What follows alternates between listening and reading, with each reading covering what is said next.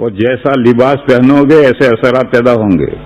لباس کے اچھے اثرات بھی پیدا ہوتے ہیں, برے اثرات بھی پیدا ہوتے ہیں. کہتے ہیں کہ فرعون اور موسیٰ علیہ السلام کے درمیان میں جو مقابلہ ہوا تھا اور فرعون نے سارے مصر کے جادوگروں کو اکٹھا کر کے مقابلہ کروایا تھا, اس میدان میں صرف جادوگر مسلمان ہو گئے اور کوئی مسلمان نہیں ہو. بنی اسرائیل تو مسلمان تھے ہی, فرعون اور قبطی ان میں سے کوئی مسلمان نہیں ہوا, صرف جادوگر مسلمان ہوئے. ایسا کیوں ہوا؟ کتابوں میں لکھا ہے کہ ایسا اس لیے ہوا کہ تمام جادوگر حضرت موسیٰ اور حضرت ہارون علیہم السلام جیسا لباس پہن کر آئے تھے, تو اس کی برکت سے ان کو ایمان مل گیا. تو لباس کے بھی اثرات پڑتے ہیں. یہ ان کا لباس پہن کر کیوں آئے تھے؟ ہاسپٹل میں جس کو داخل کرتے ہیں تو سارے کپڑے اتروا کر ہاسپٹل کے کپڑے پہنوا دیتے ہیں. یہ آج بھی قاعدہ ہے, ساری دنیا میں قاعدہ ہے کہ ہاسپٹل میں جو پہنچتا ہے تو کپڑے اتار کر کے ہاسپٹل کپڑے پہنو. خیر یہ تو انسانوں کا مسئلہ ہے. ایک مرتبہ لنکیشائر میں ہم سلوٹر ہاؤس دیکھنے گئے, تو انہوں نے ہمیں وقت دیا تھا کہ 7:15 بجے آئیے ہو. تو ہم بولٹن سے گئے, برف پڑ رہی تھی اور سخت سردی تھی, ونٹر کا زمانہ تھا. ہم 6:45 بجے پہنچے تو سلوٹر ہاؤس بند ہے. میں نے اپنے ساتھیوں سے کہا بھائی تم نے کیسا وقت لیا ہے, یا تو کوئی کارخانہ کھلا ہی نہیں. تو ساتھیوں نے کہا کہ ابھی 7 بجے کھلے گا.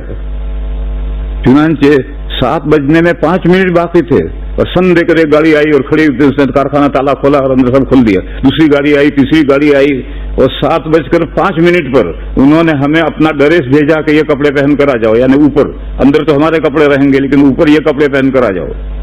یعنی ان سلوٹر ہاؤس کا جو ڈریس ہے وہ ڈریس اندر سے بھیجا انہوں نے ہمارے سب کے لیے کہ یہ ڈریس پہن کر کے آؤ.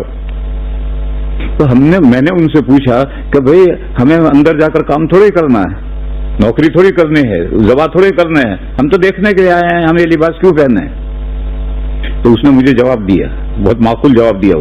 اس نے کہا کہ آپ اندر آئیں گے تو جانوروں میں بھی گھومیں گے, جہاں گھیٹے بکرے سب بندھے ہوئے ہیں سینکڑوں کی تعداد میں ہیں, ان میں بھی گھومیں گے. تو آپ کا لباس دیکھ کر ہمارے جانور ڈریں گے, بتکیں گے, اور ہمارے جیسا ہی لباس آپ نے پہن رکھا ہے تو جانوروں کو کوئی نئی بات معلوم نہیں ہوگی. تو بات سمجھ میں آیا کہ جو لباس کا بھی اثر پڑتا ہے. اگر ہم یہ لباس پہن جائیں گے تو گھیٹے بکرے ڈریں گے, اور ان کا لباس پہن کر جائیں گے تو نہیں ڈریں گے. ان مثالوں سے معلوم ہوا کہ لباس کا ظاہر کا بھی اثر پڑتا ہے, دوسروں پر بھی اثر پڑتا ہے, اپنی طبیعت پر بھی اثر پڑتا ہے. حضرت موسیٰ علیہ السلام اور حضرت ہارون علیہ السلام دونوں کا لباس پہن کر جادوگر آئے تھے, تو ان کی طبیعتوں پر یہ اثر پڑا کہ موسیٰ علیہ السلام جب لاٹھی ڈالی اور وہ لاٹھی ان کے جادوؤں کو کھا گئی تو سارے کے سارے سجدے میں گر پڑے اور ایمان لائے. تو خود اپنے طبیعت پر بھی اثر پڑتا ہے اور دوسروں پر, جانوروں پر بھی اثر پڑتا ہے, تو دوسرے انسانوں پر کیوں اثر نہیں پڑے گا؟ اس لیے میرے بھائیوں, اسلامی لباس پہن کر مسجد میں آیا کرو. جاب پر جب جاتے ہو تو تمہیں جو لباس پہننا ہو پہنو, لیکن مسجد میں اللہ کے گھر میں آؤ تو نیک بندوں کا لباس پہن کر آؤ, اس کا طبیعتوں پر اثر پڑے گا, عبادت کرنے میں جی لگے گا. اور اگر آپ وہی لباس جو جاب کا لباس ہے وہی لباس پہن کر آئے اور ہاتھ میں موبائل بھی, بڑا موبائل بھی لے کر آئے اور تکبیر ہونے تک موبائل سے کھیلتے ہی رہے, تو طبیعت پر کیا اثر پڑے گا اس کا اندازہ خود ہی سمجھو. تو دشمنان اسلام نے عربوں کی عورتوں کا جو کرتا تھا وہ مردوں کو پہنا دیا ہے. آج عربوں کے جتنے کرتے ہیں یہ مردوں کے کرتے نہیں ہیں, یہ سب عرب عورتوں کے کرتے ہیں جو عرب مردوں نے پہن لیے. مردوں کا کرتا کیا ہے؟ ایک حدیث شریف سنو. نبی پاک صلی اللہ تعالی علیہ وسلم نے ارشاد فرمایا ہے کہ کپڑے کے لیے ٹخنے پر کوئی حصہ نہیں, آدھی پنڈلی تک کپڑا ہونا چاہیے, لنگی بھی آدھی پنڈلی تک اور کرتا بھی آدھی پنڈلی تک.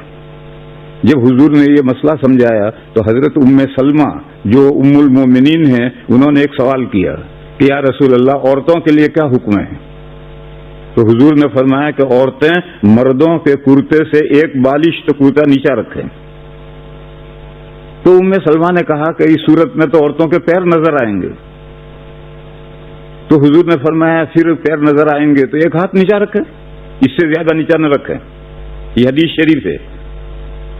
اس سے اگر کوئی سمجھنا چاہے تو مردوں کا کرتا کہاں تک ہونا چاہیے کہ عورتوں کا کرتا اگر ایک بالی سے نیچا ہو جائے گا تو ان کے پیر نظر آئیں گے.